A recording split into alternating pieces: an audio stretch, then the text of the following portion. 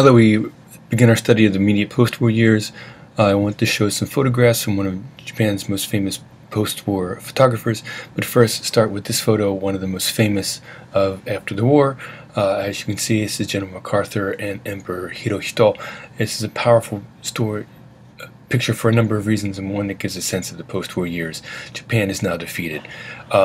If we read this picture as an image, it gives us lots of information, right? Here's Emperor Hirohito looking very small, also dressed very grandly, very formally, looking rather tense, it seems to me.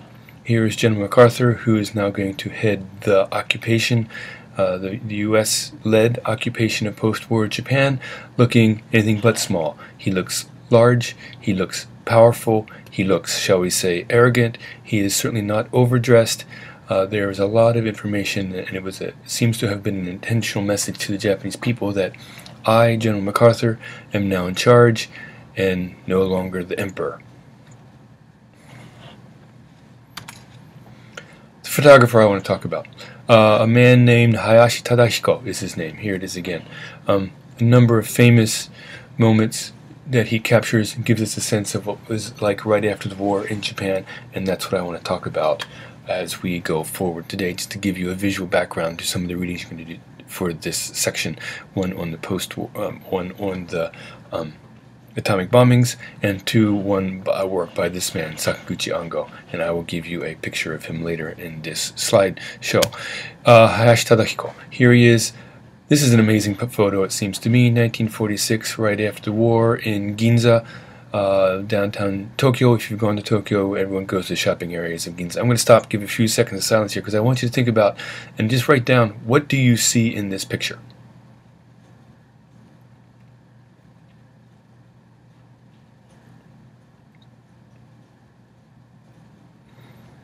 Okay, a couple of things that I hope you see. Send them to me if you see things different. I'm going to point out some things that I'm really intrigued by this 1946 picture. HayashiTadahiko often did this. Put this person in here, looks like Charlie Chaplin, some sort of a goofy character, in what can only be considered a very somber scene. Right? This is a burned out block of what we now know and was then one of the ritziest, most expensive. This is what Fifth Avenue is to New York, Ginza is to Tokyo, one of the toniest, poshest sections of Tokyo. What are you looking at? Bread line, a ration line, people lining up for food, right? In the years after the war, as you know from your readings, there was no food, there was no housing, there were all these burnt out blocks, right? People are working. What else do you see? Buildings that remain. This is one of the famous Mitsukoshi department store that we will continue to see, one of the main department stores in Tokyo. This is what it looked like in 1946, which is to say firebombed, right? Keep this, we will be seeing this square in many of our pictures to come. This is the Wako department store.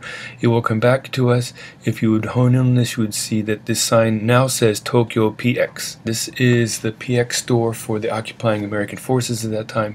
But this is what Tiffany's is to Fifth Avenue. This is a watch and jewelry shop. This is one of the most expensive buildings in Tokyo. It's still there. You can go see it, and it remains one of the most expensive of stores. So lots of contrast, right? Charlie Chaplin, the comic feature, in a very somber, depressed, dark scene, people lining up for food, burned out buildings, but in this one of the most recognizable areas of Japan. This is not a HayashiTadahiko picture, but it's the one from the war years, just to give a sense of what people were doing in those years. This is the Diet Building, another very famous building. It will show up when we watch Godzilla. But people working in this is like people gardening or farming in the front lawn of the White House because of how dire food rationing was during the years of the war. More HayashiTadahiko pictures, some of his most famous ones, right? 1946, Returned Soldiers. What do you see when you look at this picture?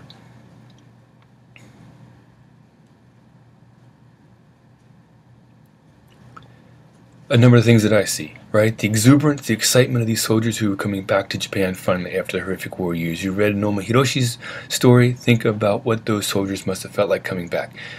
Two, I hope you see just how young these soldiers are, right? These are boys.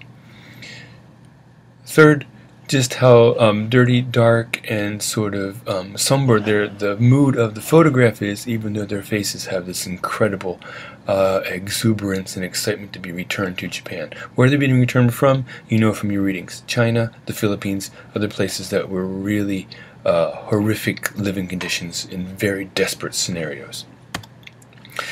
These are also very extremely famous pictures of Tokyo at the time. These are pictures of Tokyo streets. This one is a very famous picture to orphans. The issue of orphans in post-war Japan was very dire, very extensive. Young men, young boys, young children who were living on the streets because their parents were lost or had not returned, burned out of the houses. This is often a powerful picture because these little boys look like young men, right? Pinching cigarettes, they're we assume begging, right? But in these filthy clothes, making their life in the streets. This is a photograph taken in the Ueno train station, one of the biggest stations. It remains one of the biggest and one of the most busiest train stations in the world, even to this day.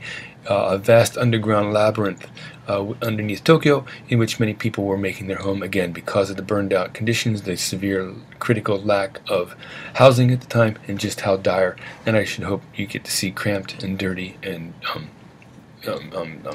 constricted were the situations in post-war Japan, right? This is what the 1940s looks like and what many people experienced it at the time. As is this, right? A picture of a very different sort. Sakaguchi Ango was part of this sort of this glamour, interest in sensuality, sexuality that's different, right? This sort of a pin-up girl that looks out over Tokyo Street at the time, right? Very much in the atmosphere, a sense of licentiousness and freedom and liberty and possibility, but we also get a real contrast here between the white light, the brightness that shines on this young woman, in contrast to the shadows that we see, and certainly the shadows and the darkness that we know of that time in Tokyo, and the people who have been viewing this picture in the late 40s would also have felt for that time. Another famous picture of his from these years, right? An internal scenario seen within a house. I hope that you see here as well, right? Cramped quarters, lots of things going on, a scene not of wealth but of poverty, right? But a young boy studying in the central room of a cramped apartment house. More famous pictures, right? This is 1954. We're now later in the 50s. In fact, we are after the end of the occupation period, right? Why is this picture so powerful in the Japanese story? What do you see here?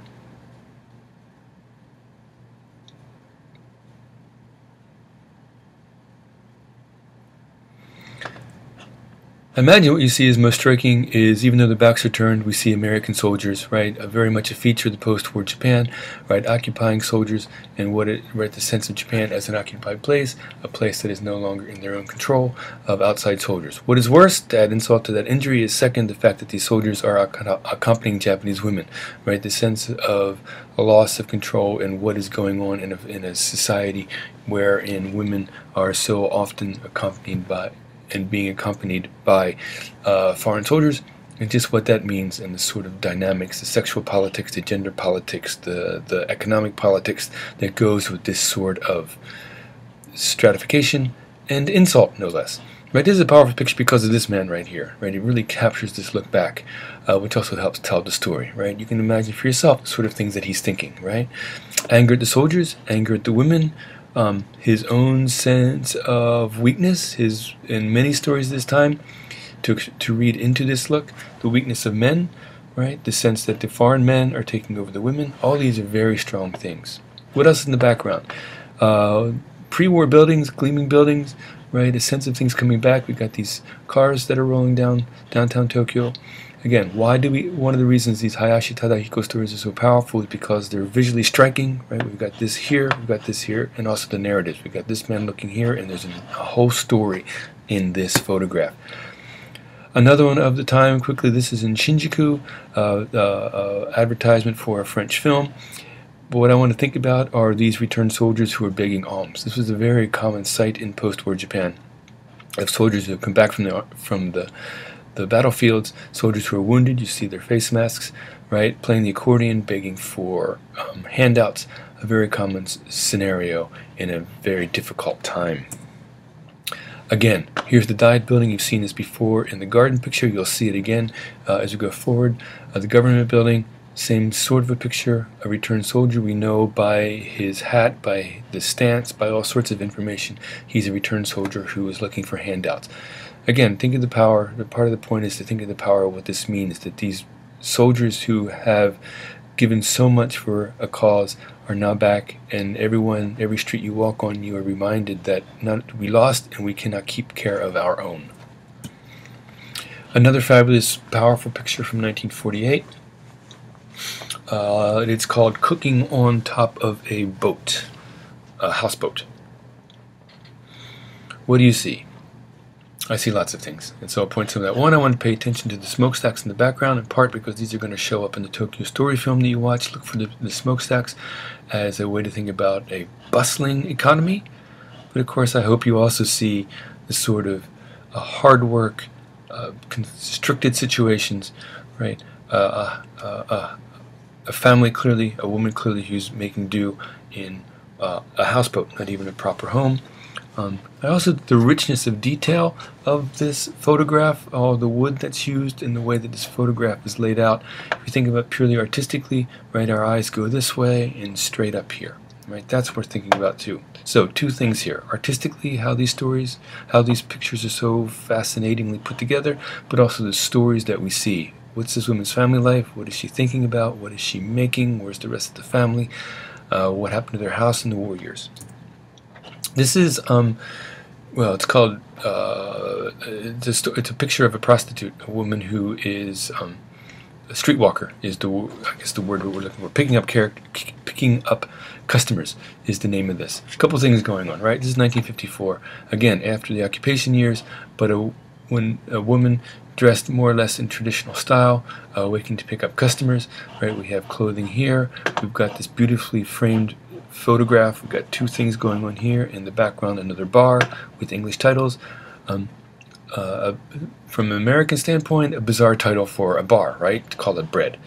But also a reminder of how strong was English, occupation forces, Americanism, and all that took place right after the war. You've met this person already. This is Noma Hiroshi, whose story you read for the last module, and now I think you have some sense. I want to think about artistically how this is set up, right? It's a very striking photograph of this individual, but the way that the context and the contrast and the textures of the roof and the wall and the clothing, all of this comes together. And of course, I always wonder about this man right here. What is the story there? Who is this looking through there, right? So again, two things to think about: how the picture is set up artistically, but also what we're seeing, this individual and the story. One more, Sakaguchi Ango, who you will be reading today, a very prolific, very interesting, very fascinating, very compelling writer. In this picture you get the sense of jumble and obsession and strength, and I think a very powerful sense of who he is, writing here in the midst of all of his the detritus of his apartment and all those things that are going on.